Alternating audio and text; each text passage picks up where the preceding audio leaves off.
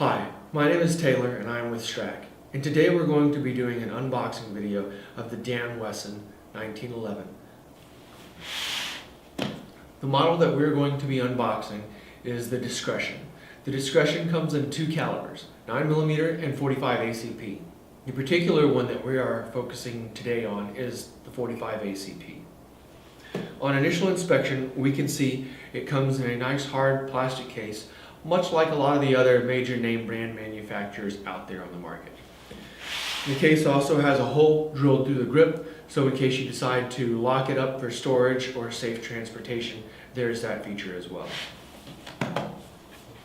On the inside of the case, we notice that there is a nice blue lining, the top saying CZ USA, and the bottom down here saying Dan Wesson. For those of y'all that are not aware, Dan Wesson is a subsidiary company of CZ USA, hence why both of the logos. And just like most pistols out there on the market, this pistol comes with all the literature, the pistol lock, as well as this one has a Dan Wesson decal. And since it's a 1911, remember we've got grip panels, and grip panels go on with simple screws, and they have chosen to include an Allen wrench to help you remove those panels if that's something that you choose to do later on. One really cool thing about this package straight from the factory is it comes with 2 magazines. I don't know about you, but I have a hard time taking my new pistol to the range and enjoying it when I've got to reload 8 rounds every time. So the fact that it comes with 2 magazines, I find that to be a good plus. Also, it's a 1911, so by nature of the fact, Dan Wesson has chosen to include a bushing tool. Now there are a lot of other really nice manufacturers that make some really nice high-end 1911s, and they don't include a bushing tool. So to me, this little bushing tool with their logo on it, I think that's a really good plus there. And then finally, to the pistol. We notice it comes in a paper wrap.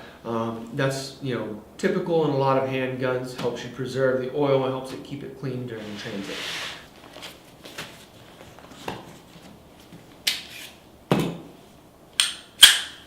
The first glaring thing that you'll notice about this 1911 is it has ports in the slide. There are 3 ports on each side of the slide.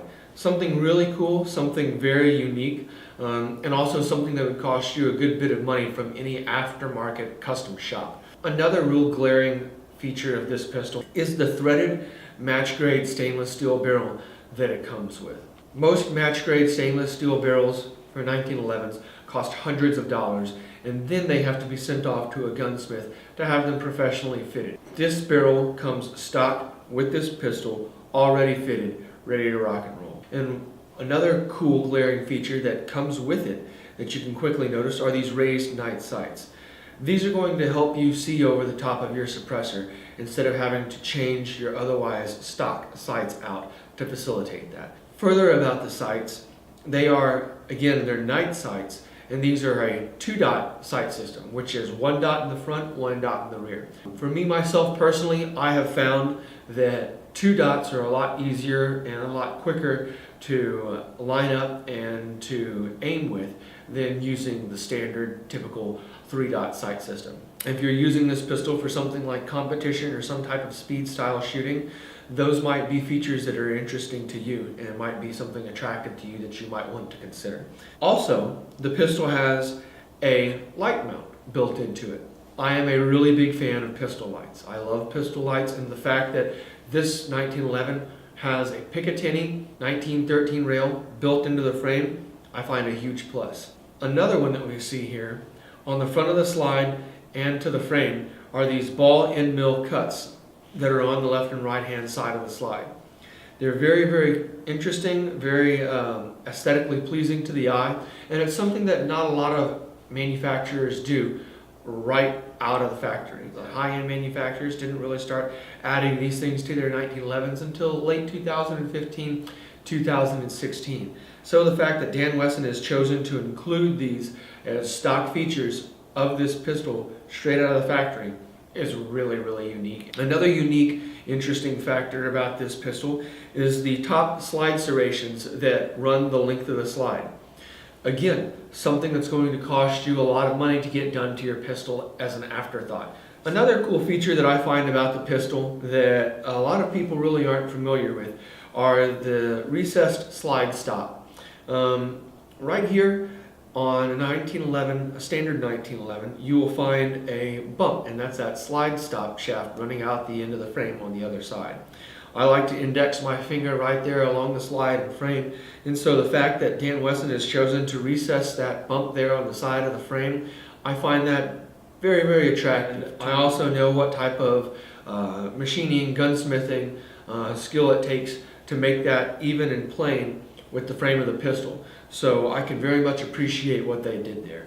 Two real cool aesthetically flowing features about this pistol that go along with the slide ports are, first, the trigger. If you notice, it's a skeletonized trigger. They have the skeletonized cuts here, and it's also a flat bar trigger. The trigger is much rather flat than it is curved, like most other pistol triggers out there. And the trigger pull itself, phenomenal. Very light, very crisp, very smooth pull. I will be hard pressed to find somebody out there who would want to do anything to this trigger as an aftermarket modification. It's a very, very clean, very nice trigger. Again, another feature that we find flowing with the slide ports. To add to that, we also have this skeletonized hammer. Most 1911 manufacturers out there manufacture their hammers with a round curvature style shape to them. This one, however, happens to be more straight lined, more cut. And the skeletonized feature of this hammer, I think, also incorporates well with the skeletonized trigger and helps blend the overall look of the pistol with the slide ports as well. And the grip of this pistol is very, very inviting. It's got a nice, good, sturdy feel to it. The lines per inch are just right on the checkering on the front and rear of the pistol grip so that they add nice, good grip control, but don't really dig into your hand and leave an uncomfortable imprint on the inside of your fingers. As well as the grips on the side of the 1911 have a square style checkering, kind of akin to the old pineapple grenade. I find these really, really nice and inviting. It helps me have a really nice grip on the pistol without destroying my hand. And you, if as a competition shooter or any type of speed style shooting, would benefit greatly from having features like this built into the pistol. And finally, we get to the magwell. The magazine well here is flared for quick magazine refeeding. It's blended incredibly well. The blend work on this magwell is almost seamless. It's a very nice feature that they've chosen to add to this pistol. And again, it's a very nice feature that would cost you hundreds of dollars as an afterthought to add this modification to your 1911. Dan Wesson really did a good job here putting all these extra features into the model Discretion. I think this is a really good out-of-the-box pistol for the money. If you're looking for a 1911, I strongly encourage you to check out Dan Wesson. They are great, great pistol. In my opinion, one of the best ones out there from the $1,500 to $1,900 price range. So if you like the information that you've seen here, hit subscribe, and please leave us some feedback. Ask me some questions. Let me know what you think. I'd love to be able to address your comments and questions in the upcoming video. Thanks, and once again, I am Taylor, and this is STRAC. Have a good day.